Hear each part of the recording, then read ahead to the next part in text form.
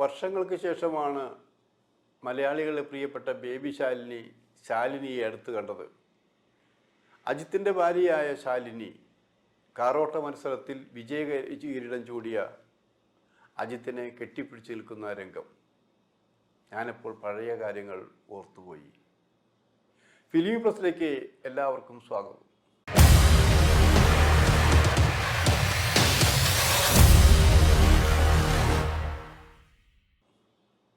മാമാട്ടിക്കുട്ടിയമ്മ cinema കാണാത്തവരോ കണ്ണും നനയ്ക്കാത്തവരോ കുറവായിരിക്കും.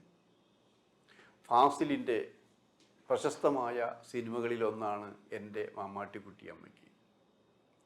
സംഗീത നായികയായിരുന്നു അതിൽ നായിക. ഭരത് ഗോപി അടക്കമുള്ളവർ അതിലഭിനയിച്ചിട്ടുണ്ടെന്ന് ആലോചിക്കണം. പക്ഷെ അതിൻ്റെ ഒരു പ്രത്യേകത, അതിലെ ഒരു ബാലതാരമാണ് പ്രധാന റോളിൽ അഭിനയിക്കുന്നത്. അങ്ങനെ ഒരു കുട്ടിയെ കണ്ടെത്താൻ വേണ്ടി ഫാസിൽ കുറേ ശ്രമിച്ചു.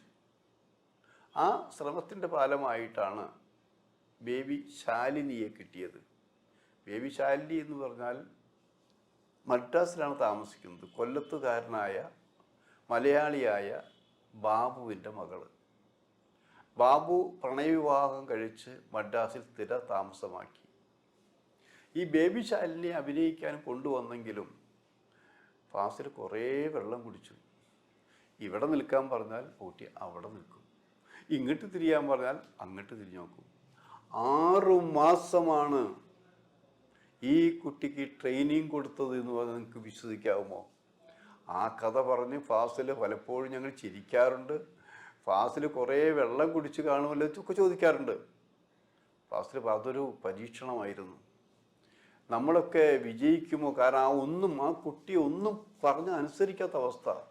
അങ്ങനെയുള്ള കുട്ടിയെ ട്രെയിൻ ചെയ്ത് എടുക്കാൻ എനിക്ക് 6 മാസം വേണ്ടി വന്നു എന്നുള്ളതാണ്. വേറൊരു സംവിധായകനായിരുന്നെങ്കിൽ ആ കുഞ്ഞിനെ മാറ്റി വേറൊരു കുട്ടിയെ തിരഞ്ഞു പിടിക്കുമായിരുന്നു. പക്ഷെ അതുകൊണ്ട് എന്തുണ്ടായി? ഒരു മാമാട്ടി തരംഗം മലയാള സിനിമയിലുണ്ടായി എന്ന് ആലോചിക്കണം. ആ സിനിമ കണ്ടവർ ആ കുഞ്ഞിനെ എടുക്കാനും ഉമ്മ വയ്ക്കാനും ഇങ്ങനെ ഒരു മകൾ തങ്ങൾക്കുണ്ടാകണമെന്ന് ആഗ്രഹിക്കാനും എത്രയോ അച്ഛനമ്മമാരുണ്ടെന്ന് ആലോചിക്കണം.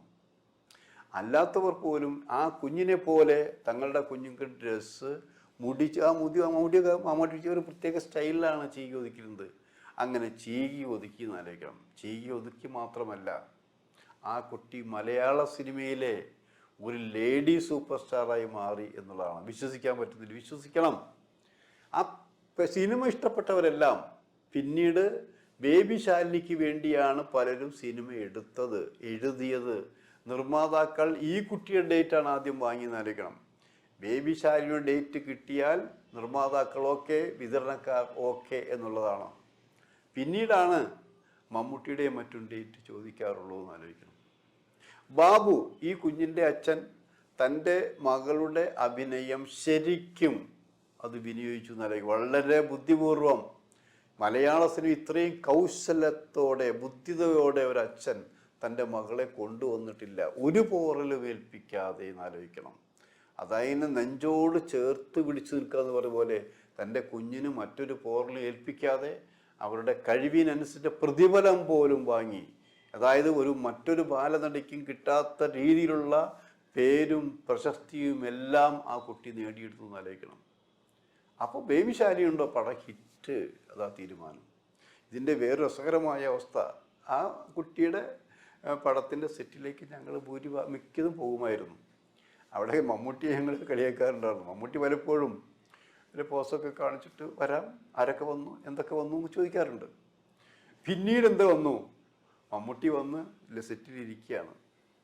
ബേബി ശാലിനി വന്നിട്ട് കോമ്പിനേഷൻ സീൻ എടുക്കാൻ പറ്റുള്ളൂ. അപ്പോൾ ഒരു ഫോൺ വരുന്നു ബാബുവിൻ്റെ. സെറ്റിൽ ആരൊക്കെ വന്നു? അവനൊക്കെ വന്നു. മമ്മൂട്ടി വന്നോ സെറ്റിൽ എന്നാണ് ബാബുവിൻ്റെ ചോദ്യം. മമ്മൂട്ടി വന്നോ? ശരി, ഞങ്ങളിതാ പുറപ്പെടുന്നു. ആലോചിക്കണം.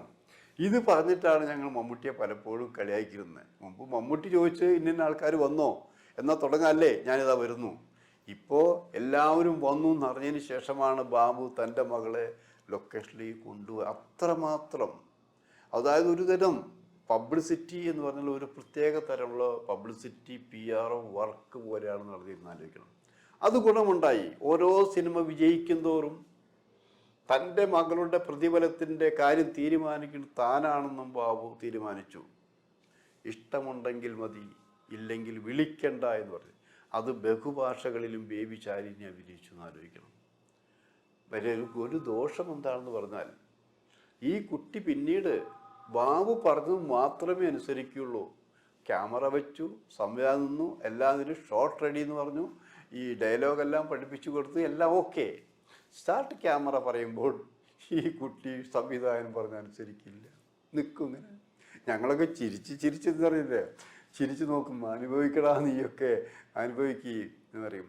അപ്പോൾ ബാബു വന്നു നിന്നിട്ട് ബാബു ദേഷ്യപ്പെടും, അങ്ങനെ ഇങ്ങനെ എന്ന് പറഞ്ഞ് കുട്ടിയെ ഒരു തരത്തിലുള്ള സ്നേഹവാത്സല്യ ഭയപ്പാടോടെയാണ് പറഞ്ഞ് ബാബുവാണ് അഭിനയിച്ചത്. അതായത് കുട്ടിയുടെ ഡയറക്ടർ ശരിക്കും സ്വന്തം അച്ഛനായ ബാബു ആണെന്ന് ആലോചിക്കണം സിനിമയിൽ.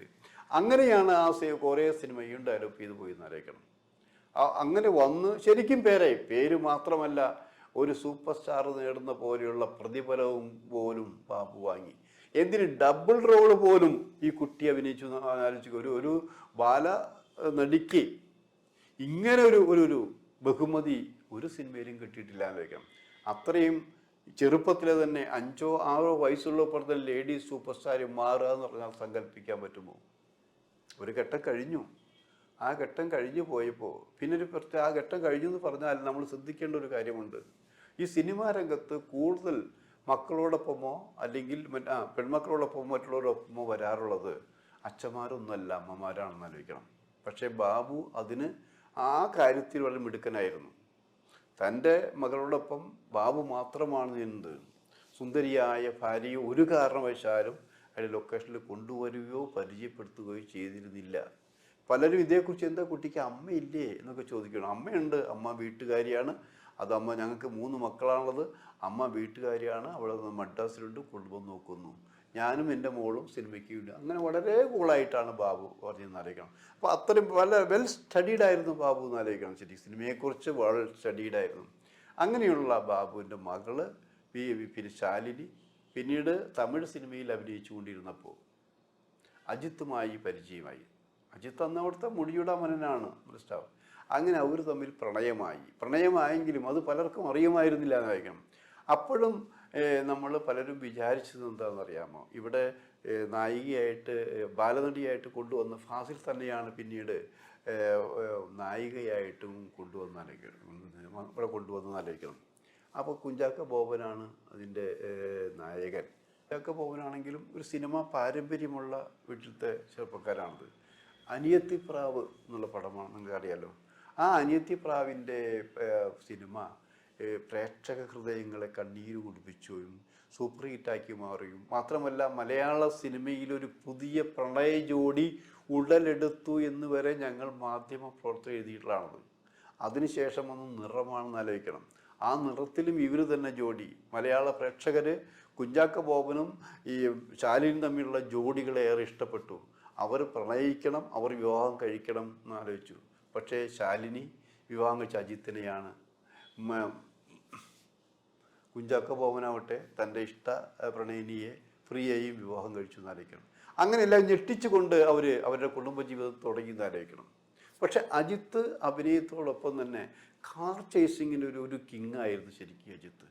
പക്ഷെ അതിനിടയ്ക്ക് ചില അപകടം പറ്റിയപ്പോൾ ശാലിനി അത് നിരുത്സാഹപ്പെടുത്തി. വേണ്ട അജിത്തെ, അങ്ങനെ വേണ്ട. കാരണം ശാലിനിക്ക് ഭയമായിരുന്നു കാർ ചേസിൻ്റെ കരത്തിനിടയിൽ വീണ്ടും അപകടം പറ്റിയാൽ അത് തൻ്റെ കുടുംബത്തെ, തൻ്റെ ഭാവിയെ ബാധിക്കുന്നതുകൊണ്ട് നിരുത്സാഹപ്പെടുത്തി. പക്ഷേ അവിടെയൊന്നും അജിത്ത് നിരാശനായില്ല. ഇങ്ങനെ പറഞ്ഞ് ശാലിനിയുടെ അനുവാദം കിട്ടുന്നത് വരെ ഇങ്ങനെ പ്രൊസീഡ് ചെയ്തുകൊണ്ടിരുന്നു. അവസാനം ശാലിനി സമ്മതിച്ചു. ഈ ദുബായിൽ ഈ അടുത്ത കാലത്ത് കാർ ചേസിങ് നടന്നു. ശാലിനിയും കുഞ്ഞും അവിടെ പോയിരുന്നു. അവിടെ ഇന്ത്യക്ക് വേണ്ടി കാർ ചേസ് നടന്ന അജിത്തിൻ്റെ ടീം 3ാം സ്ഥാനം നേടി. ആ 3ാം സ്ഥാനം നേടി തൻ്റെ പ്രിയതമനെ കെട്ടിപ്പിടിച്ചു നിൽക്കുന്നതൊക്കെ ചിത്രം നിങ്ങളടക്കമുള്ളതും കണ്ടതാണ്. സന്തുഷ്ടമായ കുടുംബം അവർ നയിക്കുന്നു എന്നുള്ളതാണ്. എന്നാലും പ്രേക്ഷകർ ചോദിക്കുന്നൊരു ചോദ്യമുണ്ട്. ഒന്നുകിൽ അജിത്തും ശാലിനിയുമായ ഒരു സിനിമ തമിഴിൽ വരുമോ, അതെങ്കിൽ പഴയ നായകൻ കുഞ്ചാക്കോ ബോബനുമായും ശാലിനിയുമായുള്ള സിനിമ മലയാളത്തിൽ വരുമോ എന്നുള്ളതാണ്. ഉത്തരം പറയേണ്ടത് ശാലിനി തന്നെയാണ്. വെയിറ്റ് ചെയ്യാമല്ലേ.